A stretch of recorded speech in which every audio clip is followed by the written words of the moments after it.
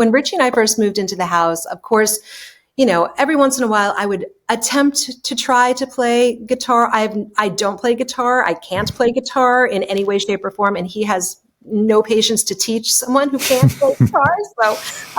So if you don't pick up on it right away, and I just don't.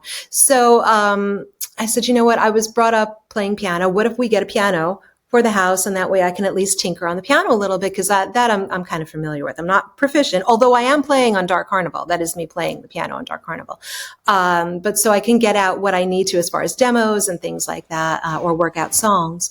And so we went to a place down the road. We read in the local penny saver, just a little paper they used to have, where an elderly couple was getting rid of their furniture because they were moving to Florida. We live on Long Island, New York.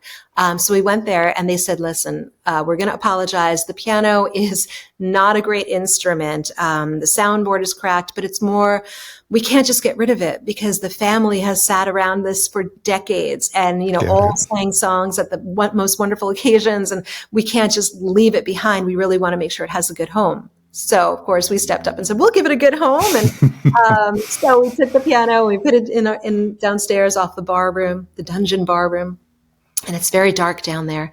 And the first time I went down there to play it, I remember, because it is off the dungeon bar room. Richie always said he didn't want a studio in the house. He wanted to be the first musician who only had a bar and no studio. He had only a dungeon bar room here, literally with medieval torture devices hanging on the walls. Hardly any lights down there at all. The walls are all very like stone, and which is why my children will never have any fear, because if you're brought up in a house like this, then you're the Addams family at the end of the road. So no, you just don't fear anything anymore. So we put the piano off the room down there, but it's very dimly lit, to the point where if there are any bulbs, Richie will color them in Sharpie marker. So it's even more dimly lit. You just can't really see down there.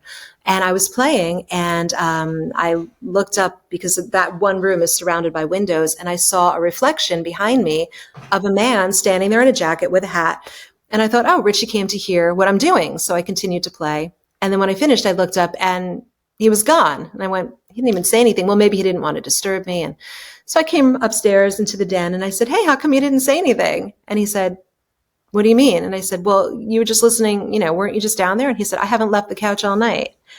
So now I think that the piano came with its own ghost that just appears when I'm down there. And for some reason, when I'm channeling what the piano wants me to play, I come up with these sort of like European, like Eastern European though, melodies. So Black Roses came from that.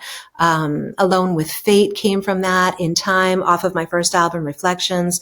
And of course, this is another one, Dark Carnival. This is where it just came out, just from that piano. So somehow I am channeling some Eastern European spirit that has come with my piano that gives me these wonderful songs that I probably would not normally hear here on Long Island, New York. You're not going to hear those kind of scales. So, but that's the source of that. I have to give credit to the piano.